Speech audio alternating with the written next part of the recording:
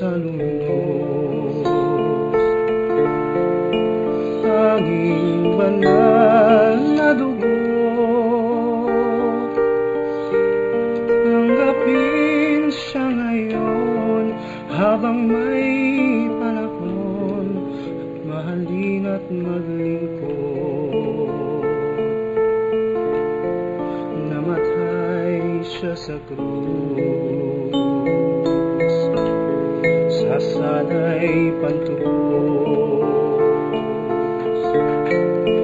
Buksan ang puso kay Jesus.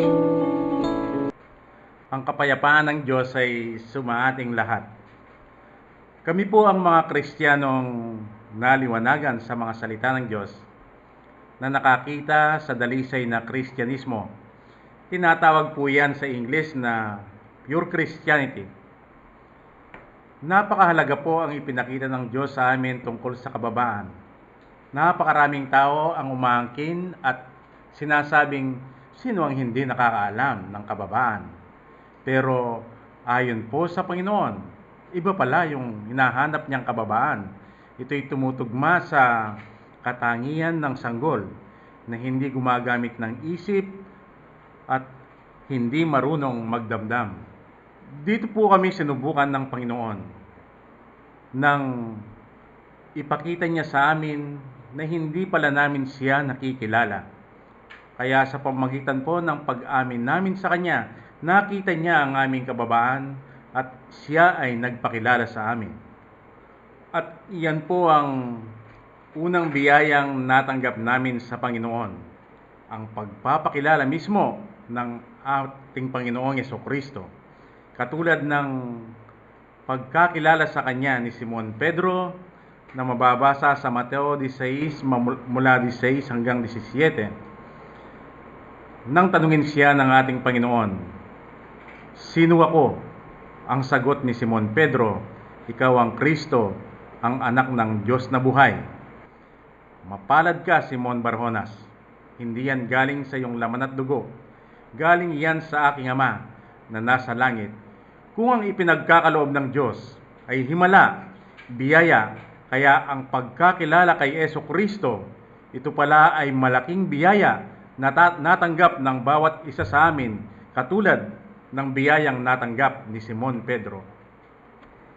At kung ang Panginoong Jesucristo ang mayroong kakayahang magbukas ng aklat ayon sa ipinahayag niya kay Apostol Juan sa Apokalipsis Kapitulo 5, yun pala ang susing ginagamit niya sa pagbubukas, ay ipinagkaloob niya kay Simon Pedro sapagkat nakilala siya. Nakaparehong susing ipinagkaloob niya sa amin nang makilala namin siya. Dahil po nakasulat, ipinagkaloob ng Panginoong Jesucristo kay Pedro ang susi sa kalangitan. Pero ayon sa kapahayagan mismo ng Panginoong Jesucristo, ito ang susi para mabuksan ang aklat na nakita ni Apostol Juan.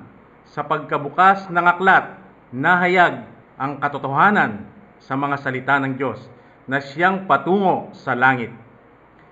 Iyan po ang nakita ni Apostol Juan sa Apokalipsis Kapitulo 5. Kaya sino pong magsasabing hindi malaking biyaya ang natanggap namin mula sa Panginoon? Kung noon ang naunawaan namin sa aklat na nakabukas, ito ay ang Biblia o banal na kasulatan na kapag binuksan, binasa, pinag-aralan, minemorya, inunawa, tinupad, akala namin nabuksan ang aklat sa amin. Pero dahil kami ay sakop pa rin noon sa John 8:19 na sinabi mismo ng Panginoong Jesucristo, "Kung kilala ninyo ako, dapat din ninyong kilala ang aking Ama." Nanatili pa lang sarado ang aklat sa amin.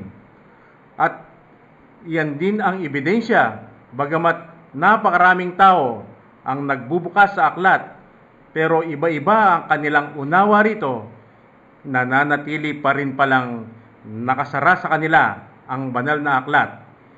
Pero ngayon, malakas po ang aming loob sapagkat nalalaman namin na mayroon kaming tangan-tangang susi at binubuksan ng Panginoong Hesukristo ang banal na aklat, ay hindi na po kayo magtataka kung bakit sa kabila ng hindi naman kami nag-aral sa mga Bible schools at sa mga seminaryo, pero meron po kaming ibinabahagi sa inyong mga katotohanan sa mga salita ng Diyos.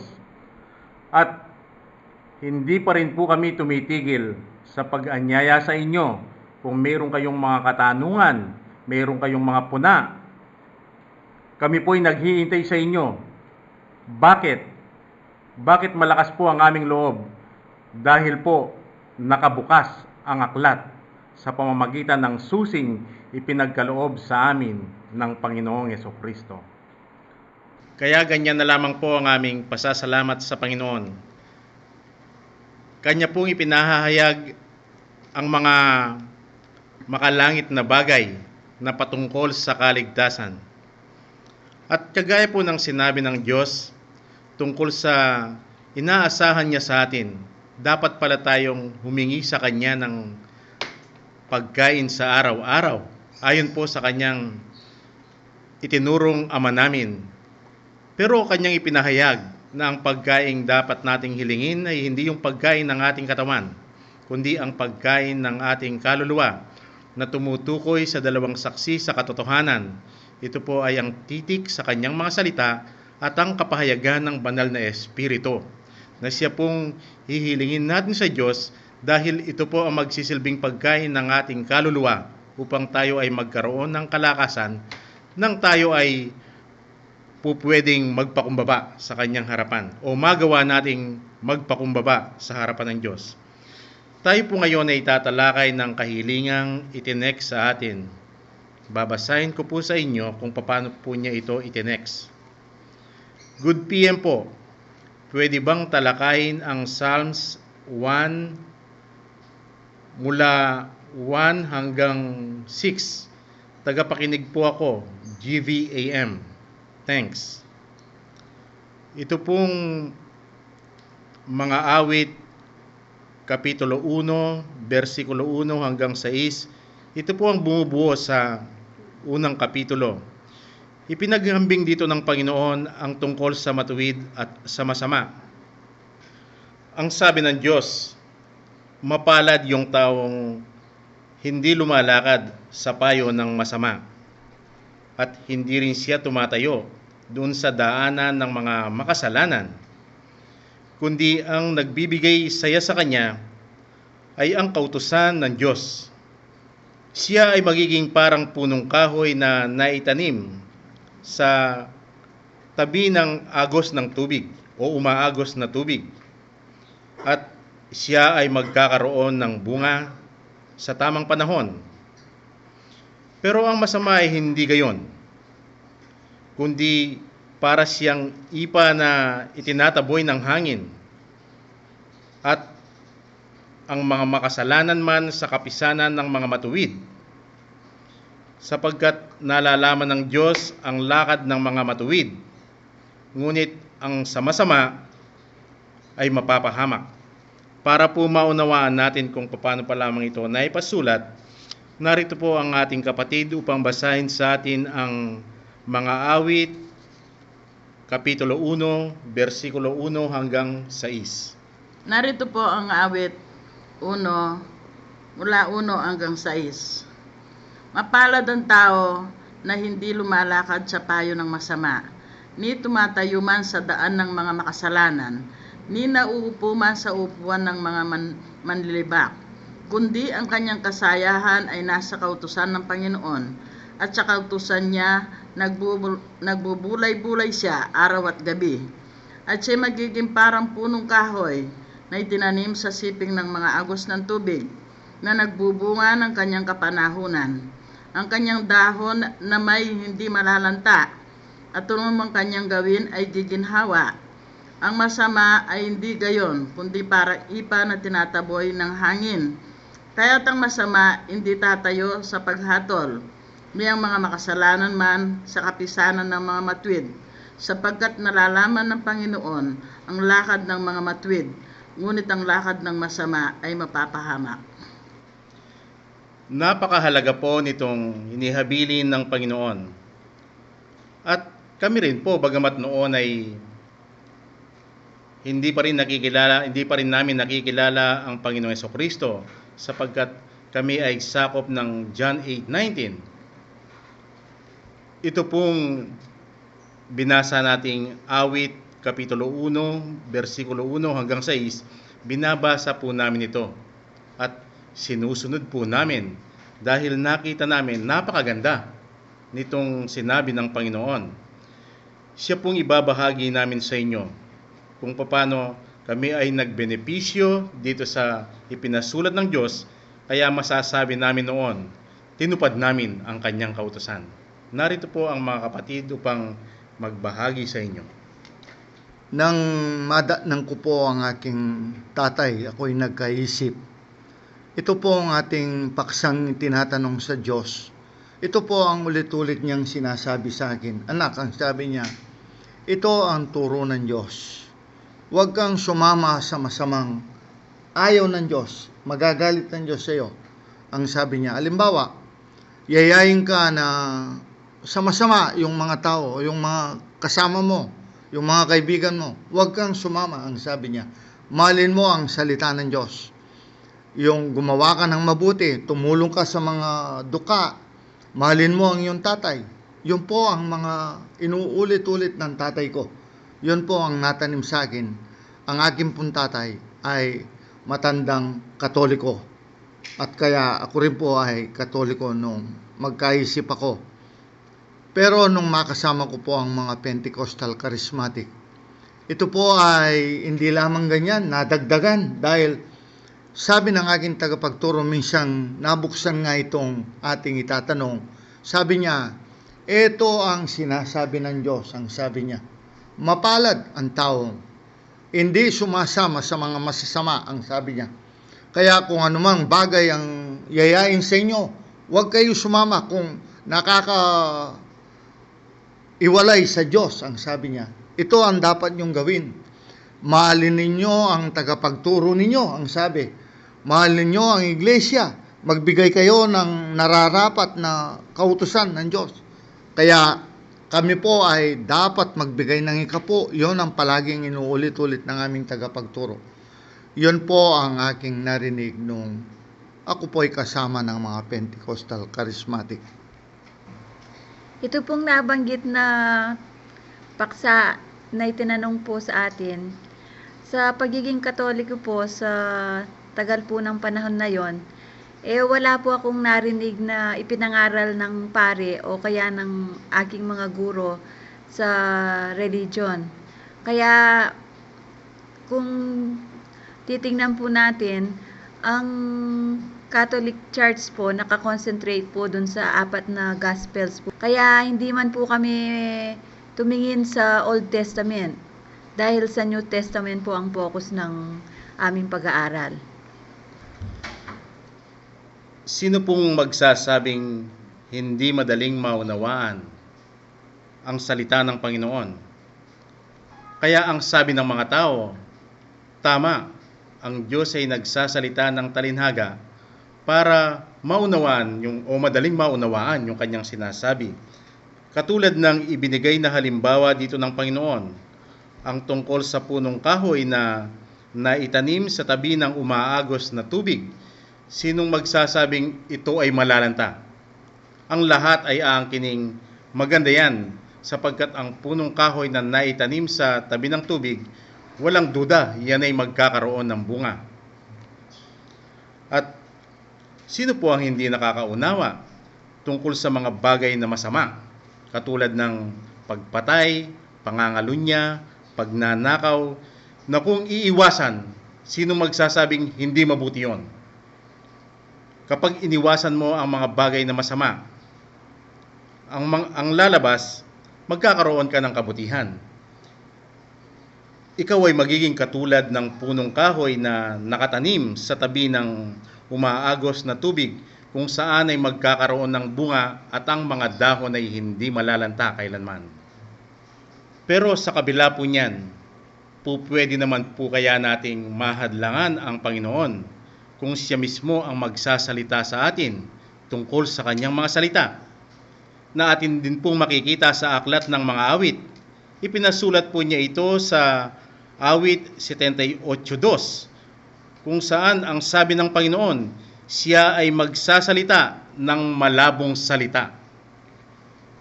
Awit 78:2. Aking bubukin ang aking bibig sa isang talinghaga.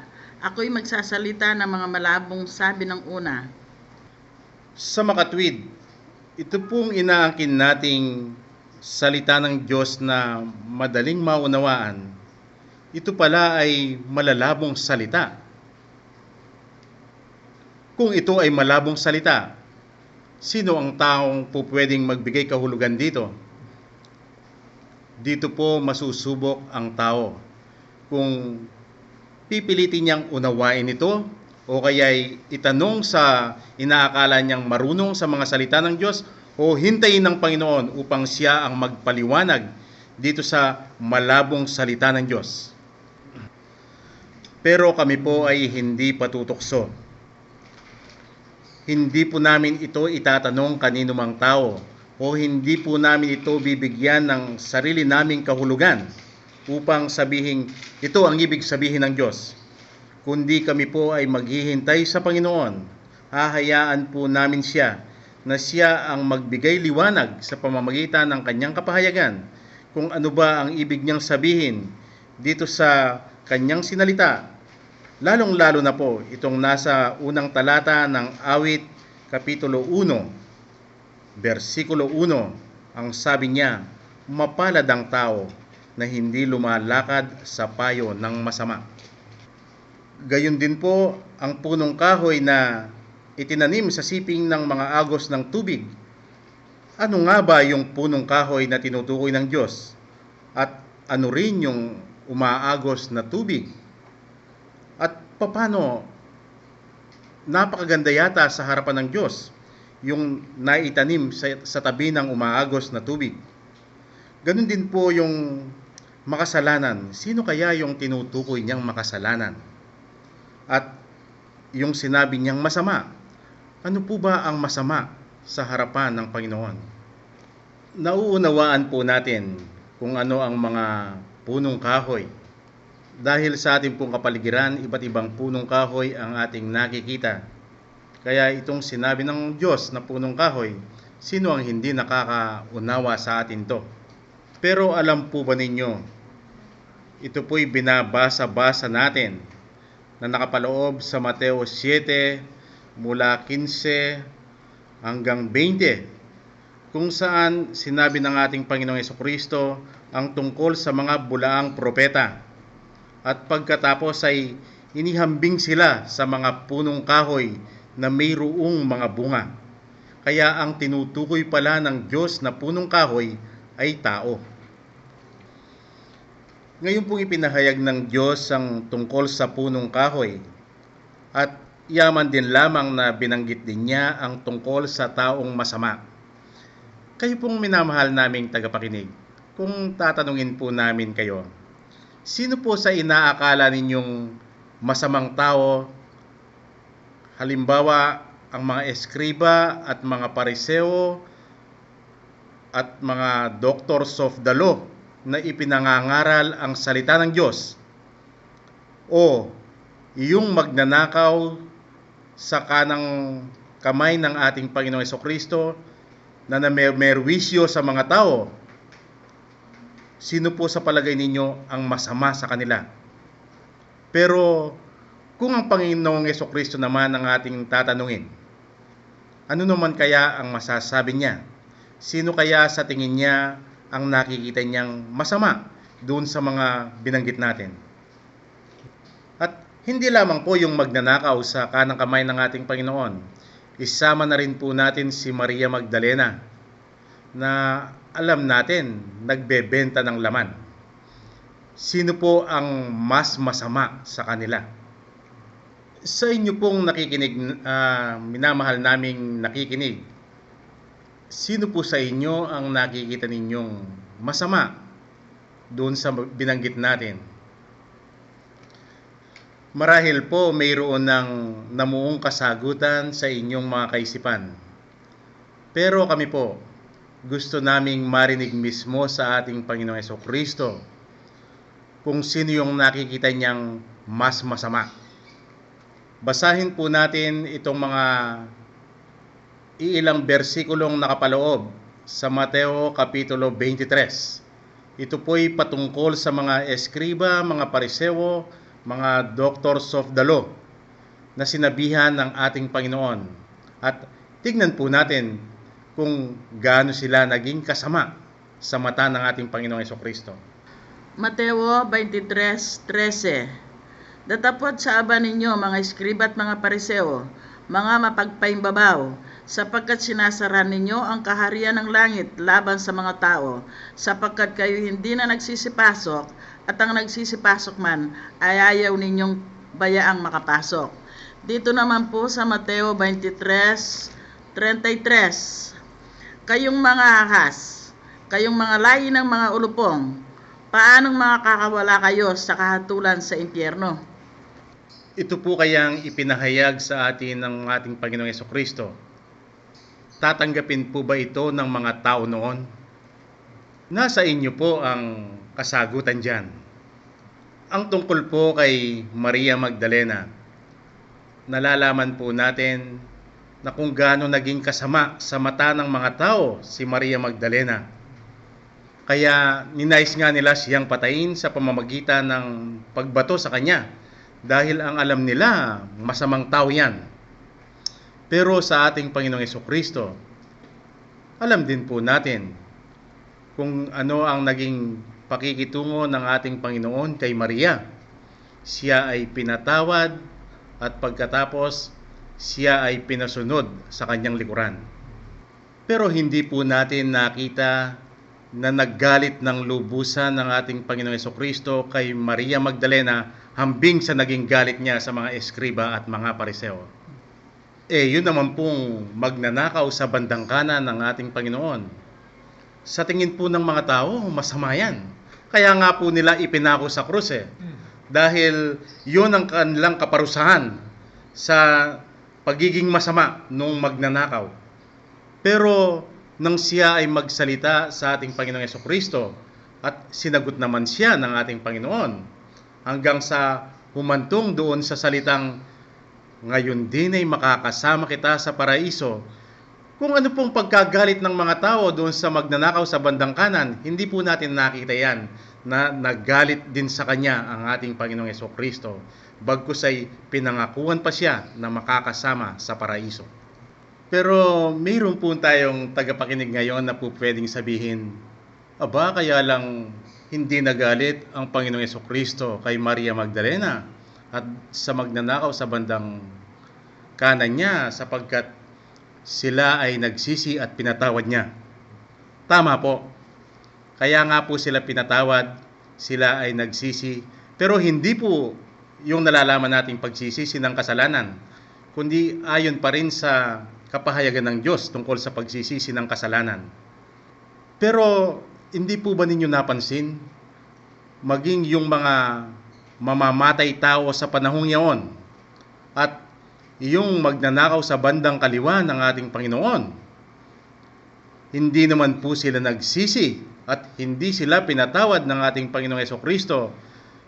Pero wala po tayong narinig na sila ay kinagalitan ng ating Panginoon kung gaano ang kanyang pagkasuklam sa mga eskriba at mga pariseo.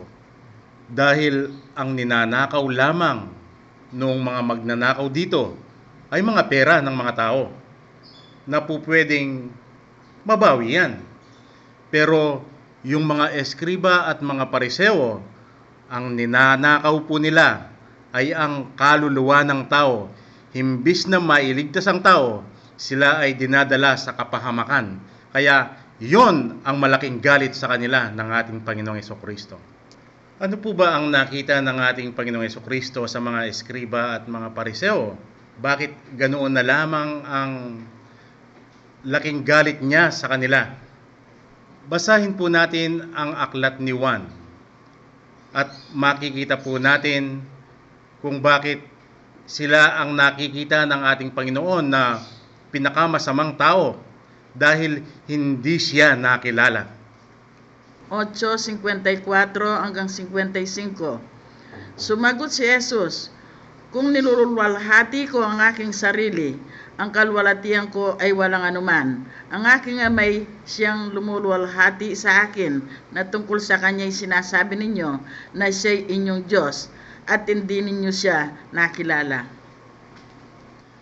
Kaya sila po ang itinuturing na magnanakaw na mababasa sa John 10:1. Yun po, hindi po ng pagnanakaw ng material na bagay, kundi pagnanakaw ng kaluluwa na siyang nakitang pinakamasama ng ating Panginoong Jesucristo. Yes, 1. Katotohanan, katotohanan sinasabi ko sa inyo, ang pumapasok sa hindi pintuan ng kulungan ng mga tupa, kundi umaakyat sa ibang daan, ang gayon ay tulisan at magnanakaw. Ito po kayang nakita ng ating Panginoong Jesucristo sa kanyang kapanahunan. Makikita po kaya natin yan ngayon. O pwede po ang isasagot ng mga tao, hindi na, dahil wala pa si Jesucristo. At hinihintay pa natin ang kanyang pagdating. Pero sa amin po ay dumating na si Jesucristo dahil hindi siya nasira dun sa kanyang ipinangako sa John 14:18 at saka sa Mateo 28:20. Hindi po natin yon tatalakayin ngayon. Yun po ay nabigyan ng katuparan sa araw ng Pentecost, nang dumating ang banal na Espiritu sa mga apostol at mga alagad. Yun po ang katuparan ng kanyang pangako. At sa panahon po natin, iyan ang tumutukoy sa salita, at ang banal na Espiritu ang tumutukoy sa ating Panginoong Jesucristo. Sapagkat ang Panginoong Jesucristo ang sumisimbolo sa salita, at ang banal na Espiritu na nagpapatotoo sa katotohanan sa salita. Kaya nakikita po namin na napakaliwanag kung ano ang nakita ng ating Panginoong Jesucristo sa kanyang kapanahunan, ay nakikita po namin ngayon sa ating kapanahunan. Kaya kung paano sinaway ng ating Panginoong Jesucristo ang mga Hudyo sa kanyang kapanahunan, partikular po yung mga eskriba at mga pariseo, dahil hindi siya nakilala, ay ganyan niya sinasaway ang mga tao ngayon sa pamamagitan ng ipinasulat niya sa John 8:19, na sinasabi mismo ng ating Panginoon. Ito po ay sinasabi niya sa mga taong umaangking kilala siya. Ang sabi po niya sa John 8:19, "Kung kilala ninyo ako, dapat din ninyong kilala ang aking Ama." Sino po ngayon ang umaangkin sa mga mangangaral na sa pagkakilala kay Jesucristo ay hindi na misteryoso ang Ama? Pinahayag ng Diyos ang masama sa Kanya. Sa atin po, wala na po tayong question kung ano ang masama sa tao. Nalalaman po natin yan, bawat isa sa atin. Alam po natin kung ano ang masama sa ating paningin. Pero sa harapan ng Panginoon, iyang palang kasalanan na siyang nagiging kasamaan ng tao, ito po pala ay mayroong tatlong klase. Ang unang klase ay yung taong sa kabila ng idinidiin ng Diyos na hindi siya nakilala sa pamamagitan ng kanyang mga saway, hindi tinanggap, na natili silang mataas, bagamat gumagawa sila ng kabutihan sa mata ng mga tao, pero dahil sila ay naging mataas pa rin sa harapan ng Diyos, hindi tinanggap yung saway ng Panginoon, sila ang pumapasok sa unang klase ng kasalanan. Yun naman pong ikalawang klase, ito ay ang mga pinili ng Diyos. Sila ay nagpakumbaba sa harapan ng Panginoon. Pero ayon po sa ipinasulat ng Diyos sa unang Juan 1:9, sila ay nagkakasala pa rin. At ang katumbas ng kanilang kaparusahan, sila ay pinapalo ng Diyos. Ito pong kapahayagan ng Diyos tungkol dito sa unang Juan 1:9. Noon po hindi ko nakikitang ganyan yan.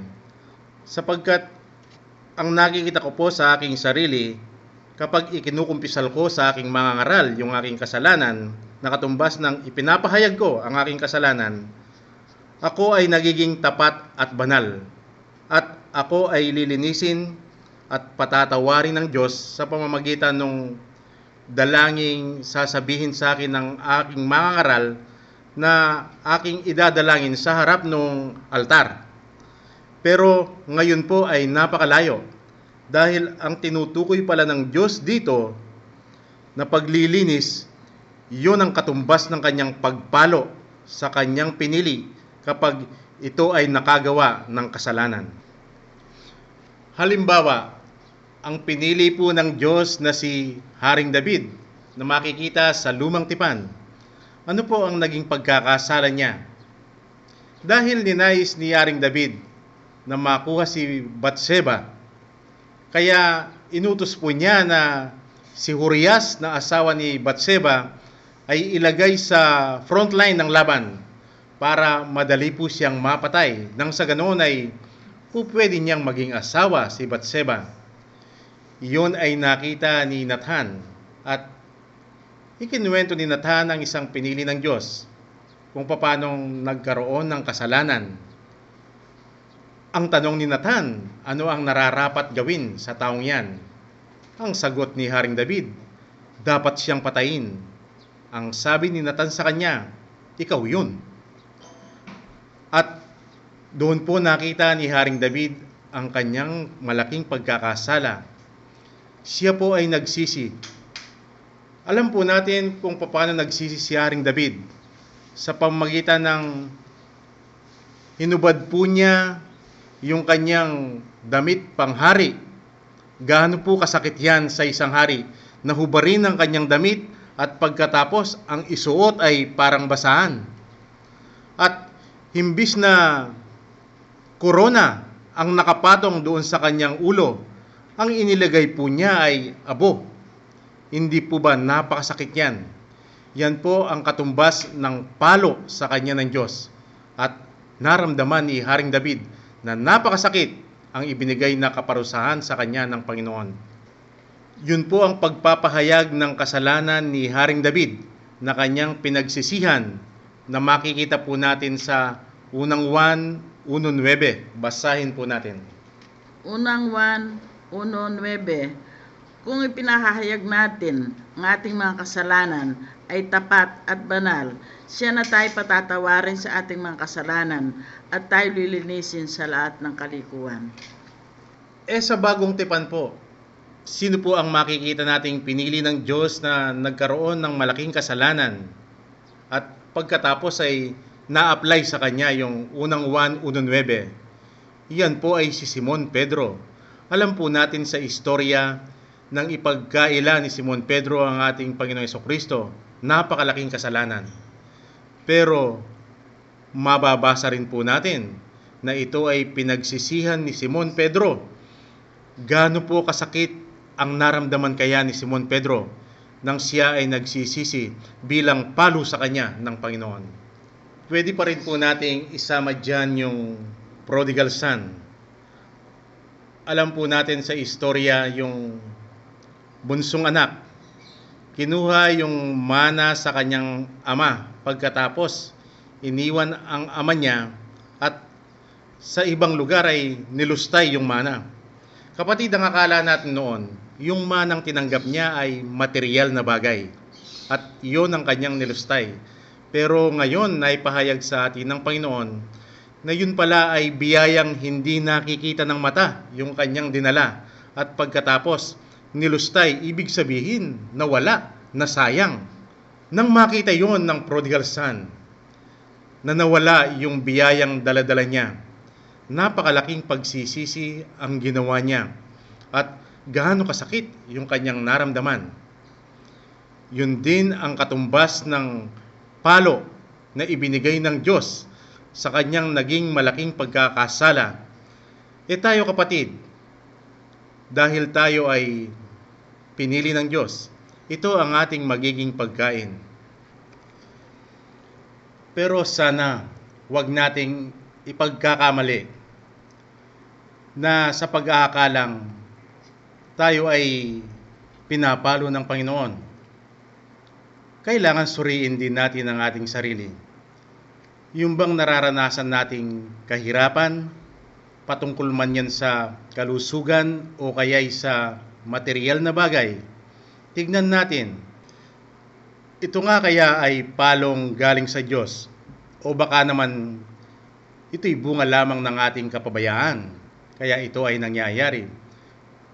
Kung sa ating kalusugan tayo ay nagkakasakit, baka naman hindi natin ginagawa yung nararapat para sa ating kalusugan. Baka yung mga bagay na hindi dapat kainin ay kinakain natin. Baka kailangan nating mag-ehersisyo ay hindi tayo nag-ehersisyo. Baka hindi tayo dapat manigarilyo pero tayo naninigarilyo. Hindi tayo dapat maglasing, naglalasing tayo, nagpupuyat. Kung sa pamamagitan yan, tayo ay nahihirapan sa ating kalusugan, ibig sabihin, kapabayaan. Tayo ay nagpabaya lamang. Hindi tayo pinapalo, kundi tayo mismo ang nagpapahirap sa ating sarili. At tungkol naman sa material na bagay, baka iniisip natin, tayo ay naghihirap. Yun ay palo ng Diyos. Pero tayo naman pala ay tamad. Ayaw nating magtrabaho, ayaw nating dumiskarte. Palagi na lang tayong umaasa sa iba. Kaya tayo ay nakakaranas ng kakulangan sa pinansyal na bagay. Kaya yun ang isang matibay na pagpapakita ng Diyos na hindi man pala niya tayo pinapalo, kundi tayo ay nagpapabaya lamang. O dili kaya, isa pa pong dahilan kung bakit tayo ay nahihirapan sa ating pinansyal, dahil kulang po tayo sa diskarte. Hindi po tayo praktikal. Pwede po bang mas malaki ang ginagasta kaysa sa kinikita? Kung magkano ang kinikita, dapat pagkasyahin. Marami po tayong maiisip na pwedeng makain na sa murang halaga. Ito ay maraming naibibigay na sustansya. Ba't hindi po tayo doon? Kaysa sa bibili tayo nga ng masarap na pagkain pero wala namang sustansya. Ibig sabihin, ito palang pag-iisip na ibinigay ng Diyos sa atin, kulang pa yung ating paggamit. Kaya ang nagiging bunga, tayo ay nahihirapan, na sa akala natin, tayo ay pinapalo. Kapatid, napakabuti ng Diyos. Ipinagkaloob niya sa atin itong unang Juan 1:9. Hindi niya ito ibinigay sa mga tagalabas. Sa mga pinili lamang niya ito ibinigay.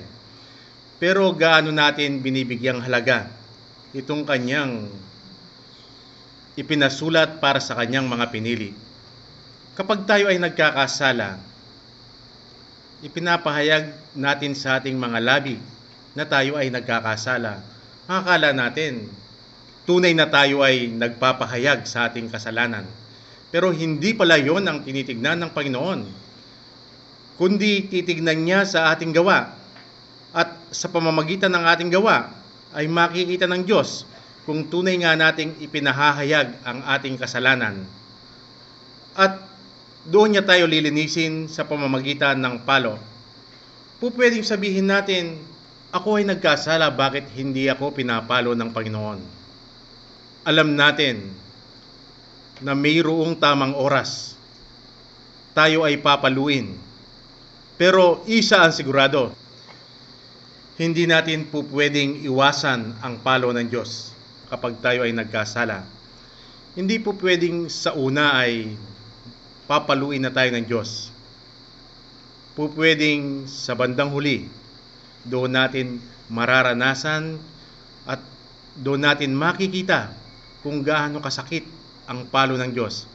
Pero huwag nating kakalimutan, hindi tayo malilinis kung hindi tayo mapapalo. Ang ikatlo pong klase ng kasalanan ay ang nangyari sa ibang pinili ng Diyos, kay Haring Saul sa Lumang Tipan at kay Judas Iscariote sa Bagong Tipan. Sila po ay mga pinili ng Panginoon, pero nang dahil sa kanilang kataasan, hindi na po nila mararamdaman itong ipinasulat ng Diyos sa unang Juan 1:9. Kahit sila ay paluin pa ng Panginoon, hindi na nila mararamdaman dahil sila ay lubusang nagmataas na sa harapan ng Diyos. Kaya sila po ay papasok na doon sa Hebreo 6 mula 4 hanggang 6. At ang kaparusaan ng kanilang pagmamataas ay sa impyerno. Ang naging kasalanan po ni Haring Saul na katumbas ng kanyang pagmamataas ay nang utusan siya ng Panginoon. Siya ay pinapupunta sa isang lugar kung saan ang lahat ng madadatnan niyang may buhay dapat niyang patayin. Pero nang siya ay magpunta doon, hindi po niya ginawa. Mayroon siyang mga hindi pinatay. Yun po ang pagsuway na sa Diyos bilang kanyang kataasan. At ang kay Judas Iscariote, kapatid noon nakala natin, yung ibinenta niya ang ating Panginoon, yun ang naging kasalanan niya. Kaya siya ay napahamak. Pero sa kapahayagan ng Diyos, nang isawsaw niya o nakisalo siya sa pinggan ng ating Panginoon, na sa kapahayagan ng Diyos, yun pala ay mga bagay na para lamang sa Panginoon. Pero si Judas, siya ay nakisalo, yun ang isa sa kanyang malaking kasalanan. At nang ipagbili niya ang ating Panginoon, masakit sa kanya nang makita niyang pinatay ang ating Panginoong Jesucristo. Pero kung yun man ay naging masakit sa kanya, bakit hindi siya lumapit sa ating Panginoon at aminin ang kanyang pagkakasala? Hindi ba yun kataasan sa parte ni Judas Iscariote? Kaya ang naging kaparusahan niya ay kapahamakan. Muli po nating balikan itong awit 1:3. Ang sabi po dito, at siya'y magiging parang punong kahoy na itinanim sa siping ng mga agos ng tubig. Kanina po ipinahayag ng Diyos na ang tinutukoy pala niyang punong kahoy ay tao. Ano naman kaya yung sinasabi niyang itinanim sa siping ng mga agos ng tubig, na mababasa po natin sa English ng King James Version ay river of water. Noon po ang pagkakaalam ko dito, yung punong kahoy na nakatanim sa tabi ng ilog ay tunay na hindi nalalanta, sapagkat nakikita ko po yan sa ating paligid. Ganyan lamang po ang aking pagkakaunawa, pero ito po pala ay talinhagang salita ng Diyos, na ang ibig sabihin, ito ay tumutukoy sa titik sa salita ng Diyos at sa banal na Espiritu na nagpapahayag doon sa salita. Ang titik po sa salita ay sumisimbolo sa tubig. Yan po ay makikita sa Efeso 5:26. At ang tubig sa ilog, ito ay sumisimbolo sa banal na Espiritu. Makikita naman ito sa 1:7 mula 38 hanggang 39. Sa makatwid, yung palang punong kahoy na naitanim sa siping ng tubig ng ilog, kung saan yon ang kanyang ikinabubuhay, ito pala ay tumutukoy sa pinili ng Diyos na ang kanyang ikinabubuhay ay ang katotohanan sa salita ng Diyos. At kung paanong ang punong kahoy na naitanim sa tabi ng ilog, tubig sa ilog, kung saan ang mga dahon ay sariwa at hindi nalalanta, ganyan po ang makikita sa mga pinili ng Diyos. Bagamat iba't iba ang estado nila sa buhay, mayroong hindi naman nakakariwasa. Pero kung sila ay tatanungin mo, nandoon yung kanilang kapayapaan, yung kanilang kasiyahan na siyang tumutugma bilang punong kahoy na mayroong sariwang dahon. At kung ang punong kahoy dito po sa ating tinatalakay ay mayroong bunga, ang pinili ng Diyos mayroon din. Ito ay ang bunga ng banal na Espiritu.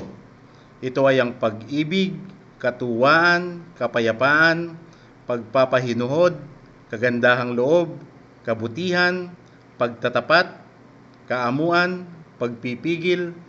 Noon po, inaangkin ko rin ito sapagkat ang nalalaman ko, dahil ito ang aking naunawaan.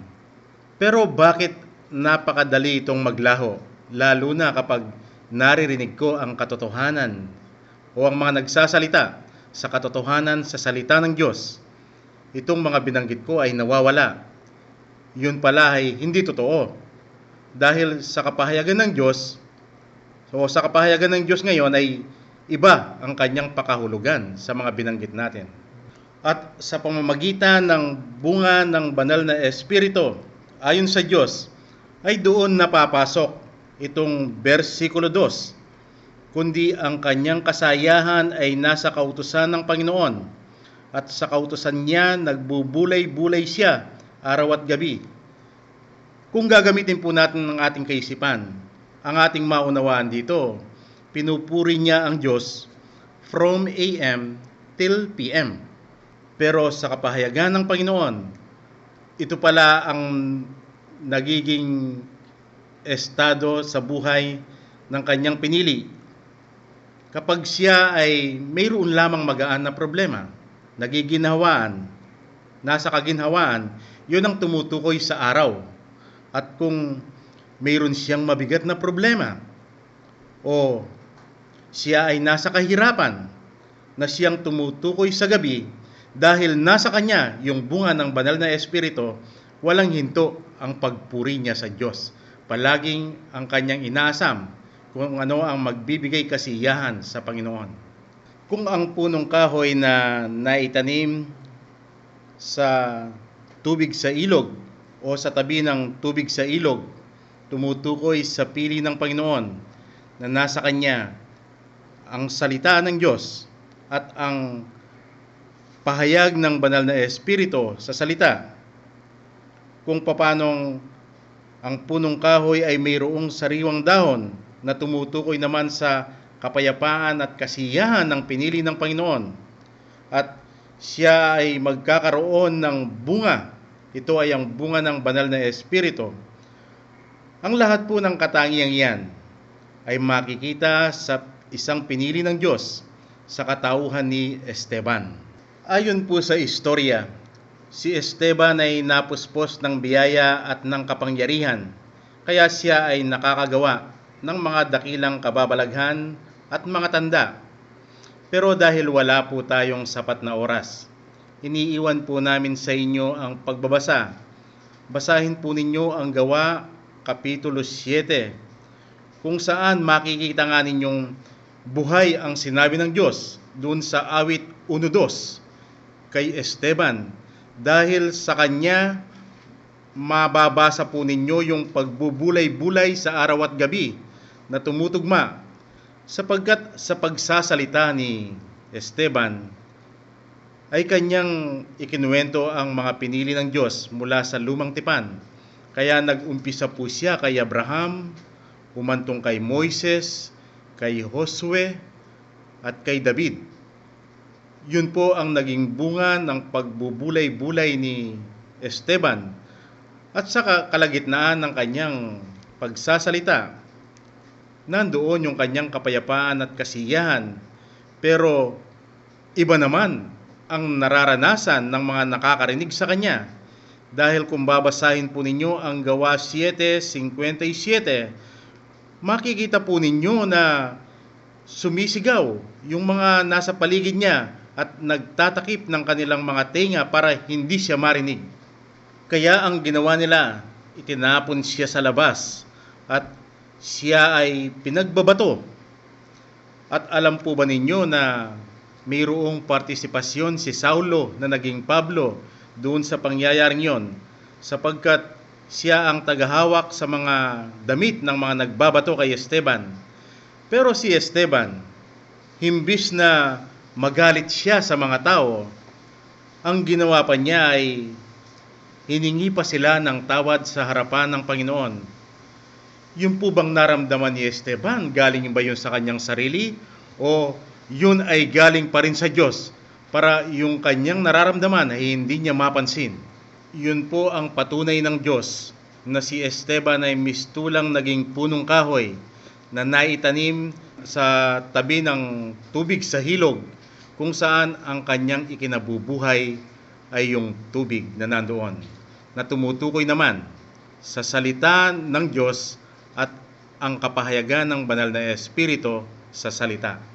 Kaya gaano man ang pagpapahirap ni Pablo sa kanya, ay hindi nawala kay Esteban ang kanyang kapayapaan. Ang pangalan po dito ni Pablo ay Saulo. Saulo pa lang. Kaya nga siya tinawag na Saulo ng Tarsus. At ang mga bumabato kay Esteban, mga tauhan niya. At nang siya ay naging Pablo, siya ang sumulat dito sa naging buhay ni Esteban. Ipagpapatuloy po natin ang pagbabasa sa sinabi ng Panginoon. Basahin po natin muli itong awit 1 mula 4 hanggang 6. Awit 1:4 hanggang 6. Ang masama ay hindi gayon, kundi parang ipa na tinaboy ng hangin.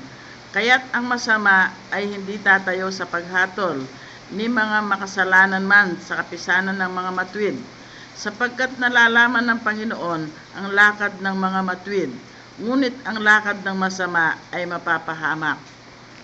Dito po sinabi ng Diyos ang tungkol naman sa masama, na kung babasahin sa English, ungodly, parang walang Diyos. At ang sabi pa rito, para silang ipa na itinataboy ng hangin.